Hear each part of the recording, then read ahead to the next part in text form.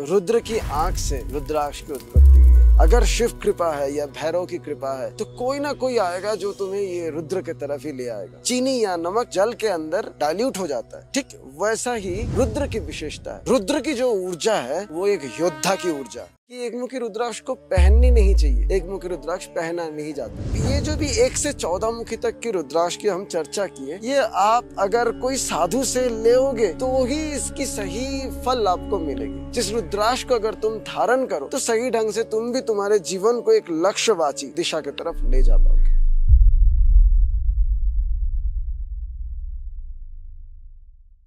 कहते हैं रुद्र की आंख से रुद्राक्ष की उत्पत्ति हुई है। रुद्र ये हम एक मंत्र में मिलता है, अघोरेभ्य अथ घोरेभ्य घोर घोर तरेभ्यः सर्वेभ्यो सर्वशर्वेभ्यो नमस्ते अस्तु रुद्र रूपेभ्यः। रुद्र शब्द की 2 अर्थ आता है इस मंत्र से कि अघोर, घोर और घोर अघोर, ये 3 अवस्था में जो रह सकता है और जो इसकी पार की भी सफर को जानता है वो रुद्र है।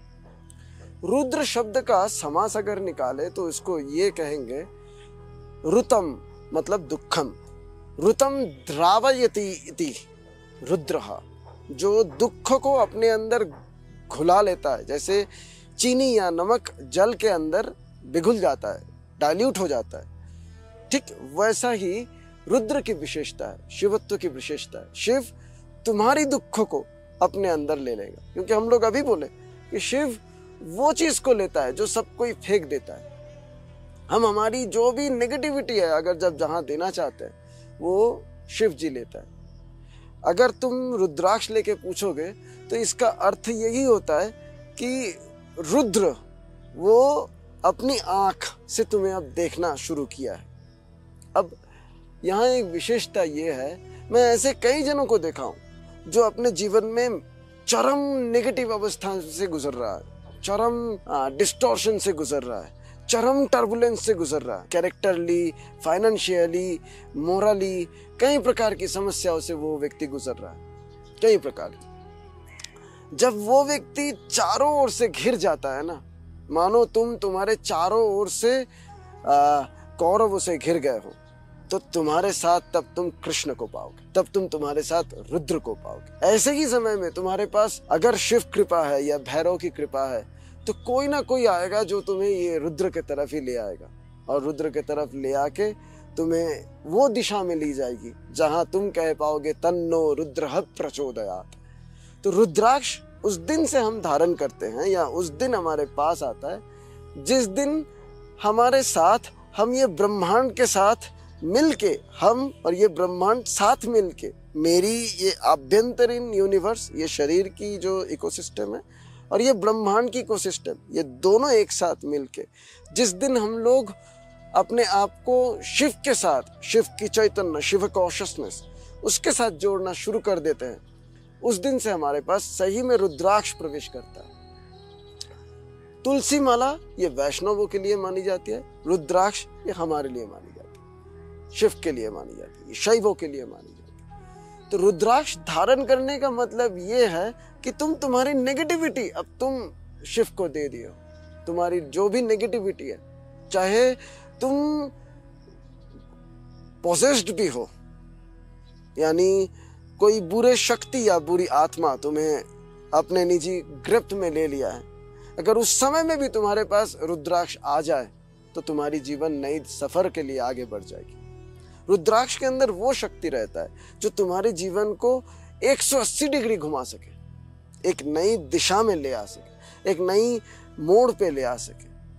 पता और यहाँ एक विशेष बात यह है, कोई मनचाहा रुद्राक्ष ऐसे खरीद के पहनना नहीं चाहिए। रुद्राक्ष अगर तुम्हें लेना है तो सबसे आसान तरीका एवं सबसे सटीक तरीका, अगर तुम कोई गुरु के पास, कोई योगी के पास, कोई संत, कोई गुरुमुखी व्यक्ति के पास अगर तुम जा पाओ, वही व्यक्ति तुम्हें एनालिस करके, तुम्हें विश्लेषण करके सटीक रुद्राक्ष दे सकता है।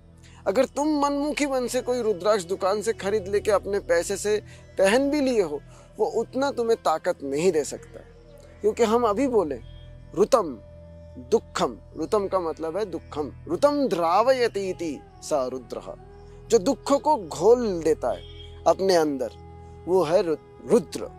अब उनकी आंख, उनकी अक्षी, तो तुम्हारे दुखों को घोलने वाला जरूर दुकानदार नहीं होगा, वो बेच सकता है तुम्हें, वो तुम्हें एक रुद्राक्ष दे सकता, पर तुम्हें अगर तुम्हारी दुखों को सही ढंग से घुलवा लेनी है किसी जल के अंदर, किसी ऐसे शरबत बना के उस दुखों को घोल के पी जानी है, वो कोई गुरु ही कर सकता है, कोई एक तत्वगत रूप से एक मर्यादा की व्यक्ति ही कर सकता है जो तुम्हें उस स्तर पे ले आए। एक विशेष बात यह है, सन्यास में रुद्राक्ष रखी जाती है। लोग कहते हैं कि रुद्राक्ष पहनने के बाद तुम्हें ये मोह माया से दूर चले जाना चाहिए, रुद्राक्ष पहनने के बाद तुम्हें एकदम निष्काम हो जाना चाहिए। नहीं, ठीक बात है, ऐसा नहीं है। रुद्र की जो ऊर्जा है वो एक योद्धा की ऊर्जा है। रुद्र ऊर्जा ये एक योद्धा की वो ऊर्जा है जो तुम्हें युद्ध करना सिखाता है। एक योद्धा के लिए या एक रुद्राक्षधारी, रुद्र के पुजारी, उसके लिए एक बात ये होता है, ये हर एक रुद्राक्ष पहनने वाले व्यक्ति के लिए है कि अगर तुम्हारे साथ 1 जन, 2 जन, 100 जन या 1000 जन है तो तुम 1, 2, 5 युद्ध जीत सकते हो, जंग जीत सकते हो।